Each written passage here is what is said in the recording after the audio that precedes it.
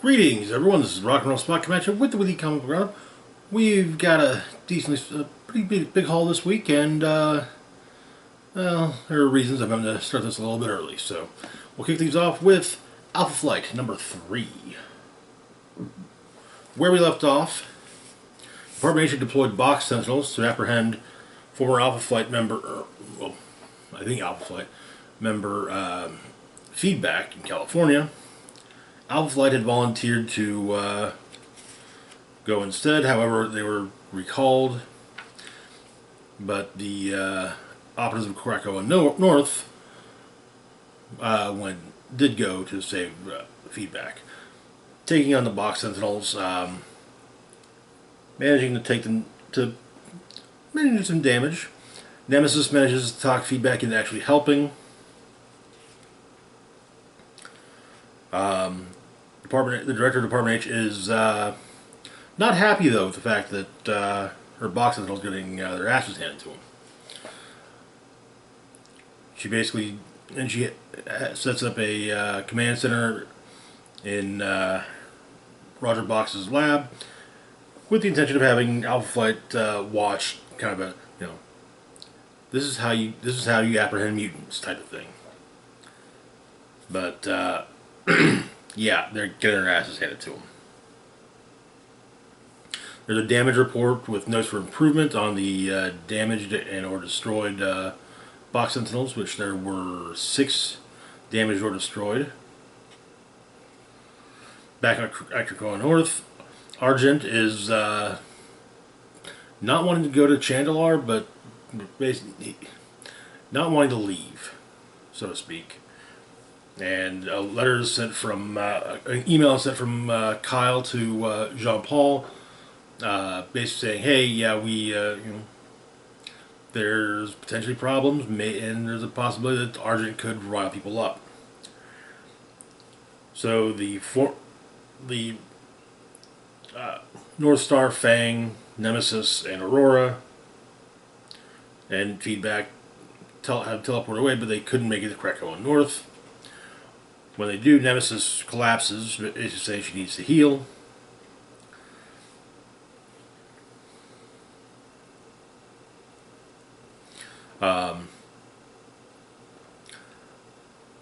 They're picked up by scanners, and so initially Department H orders box sentinels sent out. However, Guardian says, hey, send me it.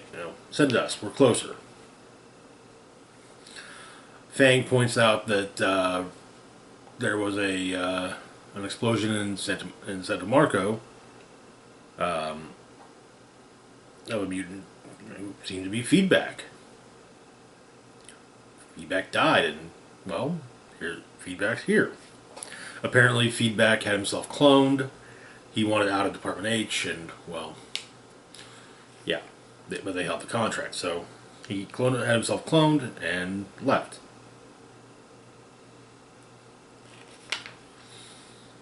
Nemesis is trying to prove that she can actually, that she can get them out of there, but every time she tries to stand, she collapses, passing out. Aurora removes her mask, revealing her to be Heather Hudson, Guardian's wife, as Alpha Flight shows up. And that is where the issue ends. Interesting. I have to admit, I don't know much about Nemesis or Alpha Flight aside from Guardian, really, and even then, it's like I know the most about Guardian, but that's still not a lot. I'm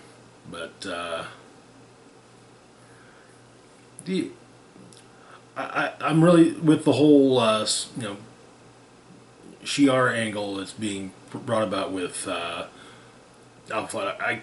I'd kind of like to think that the overall resolution of things will be a Shi'ar fleet showing up at Earth with Empress Zandra basically leading the flagship and saying, "Hey, look, all mutants are Shi'ar citizens. Any attacks on Any attacks by government-sanctioned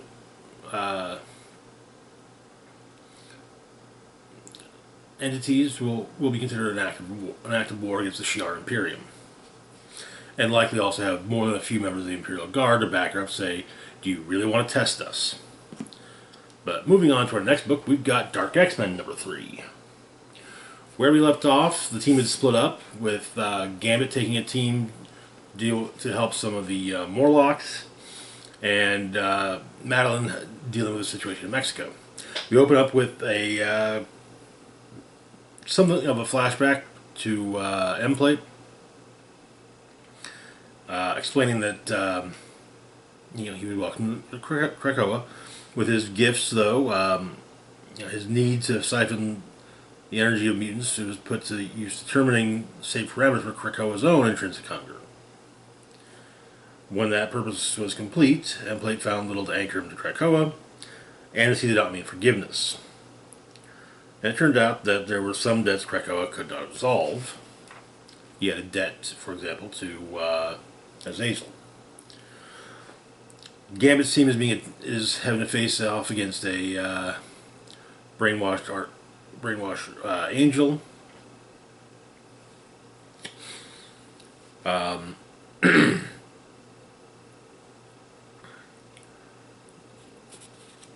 Callisto seems to take a slight cut across the gut.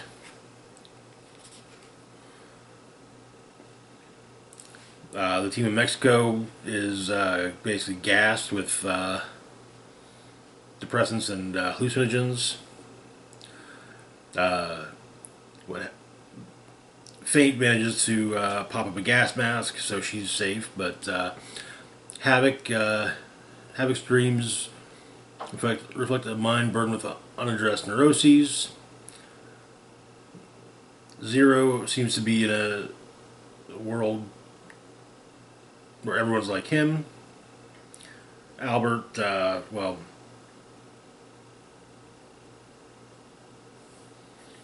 is just kind of there. Madeline deals with Sinister, but manages to pull herself. Fate manages to pull everyone out, and a mystical Nightcrawler related creature attacks. Back with Gambit and his team. Gambit charges up Archangel's wings, seemingly destroying him, or at least blowing him up. Some of the Morlocks were dead, but while Gambit makes the offer of, hey, Limbo Embassy's probably your best bet, Callisto's like, yeah, we're better on our own. Fate talks to Creep, the mutant that they were after, trying to say, hey, look, Limbo Embassy's your best bet. Madeline deals with the creature, as do the rest of the team. And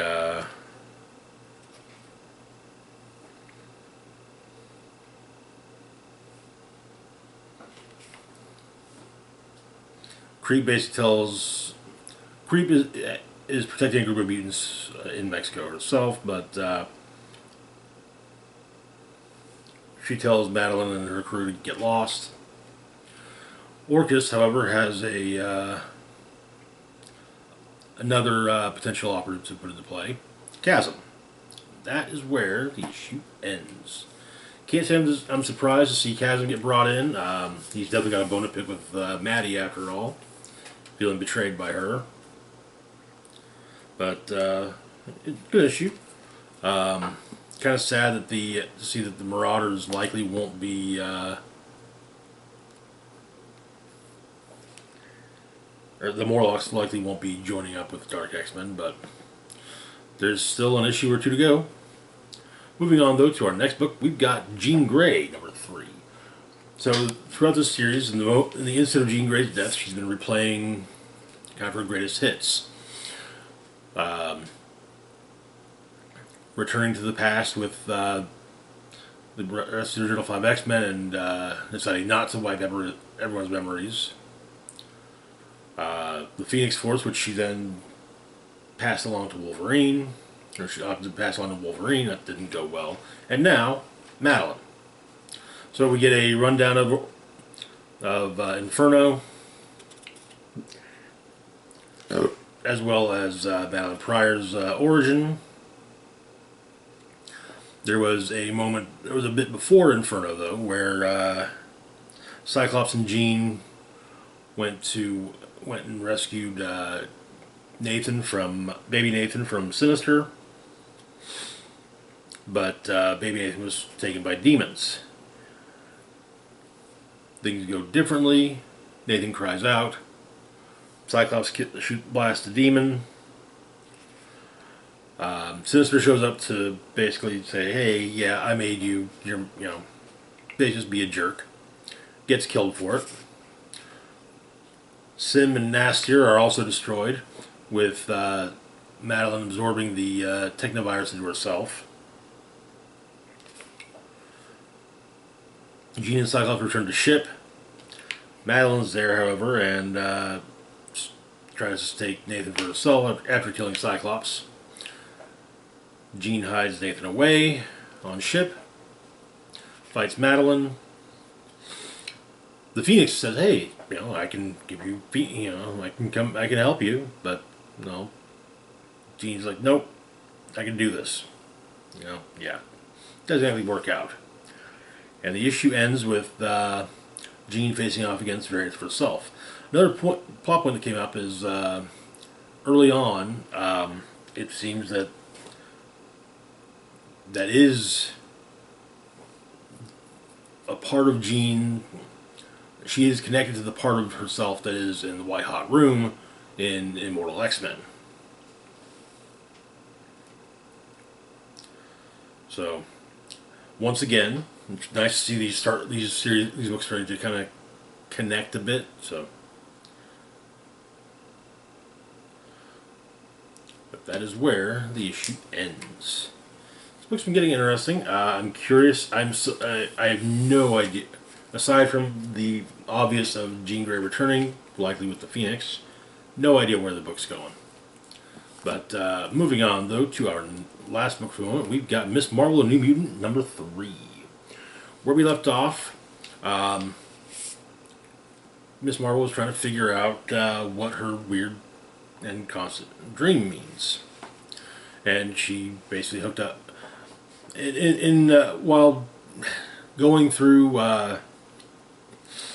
basically a kind of dream therapy type thing with via Bruno, she's managed to get some assistance from a fanfic creation of hers, Dr. Surfer, a combination of Doctor Strange and Silver Surfer.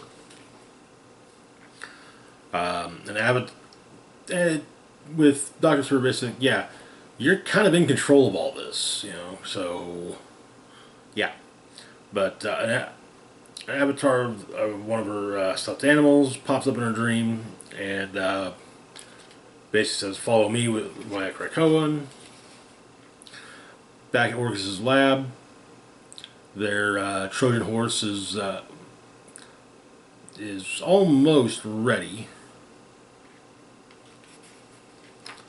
And the idea is that it's going to link to the X-Men's telepathic network, because Kamala will let it in, and basically be a mind bomb that wipes out the telepaths and the X-Men. Watching herself over the course of things, the manifestation of how the manifestation of the Trojan horse is shown pops up. And back in reality, though, things aren't going. Bruno knows some issues with Kamala's vitals and ends up discovering the Trojan horse. But basically, Kamala faces some of her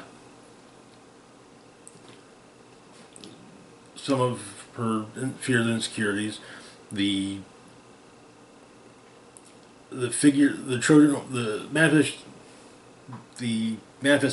horse is basically her mutation, saying, "Oh yeah, hey, Take my hand, become a god. You know, I can make you a god. Bruno hacks Orgus's lab and, by and large, shuts them down. Manages to get some of the source code. Orgus sends out drones, but Kamala pushes back against the Trojan horse, and the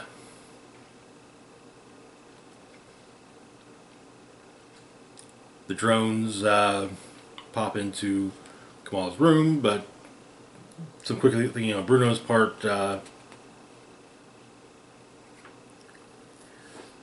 manages to keep her from being caught. And the issue ends with Kamala summoning forth all of her past fanfic characters to face this this entity-ish type thing that's trying to basically make a mind bomb inside of her to take out the X-Men.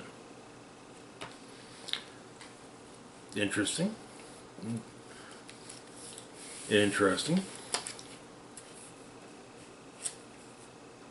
I do have to wonder just what Miss Marvel's mutation will end up being, but we'll find out.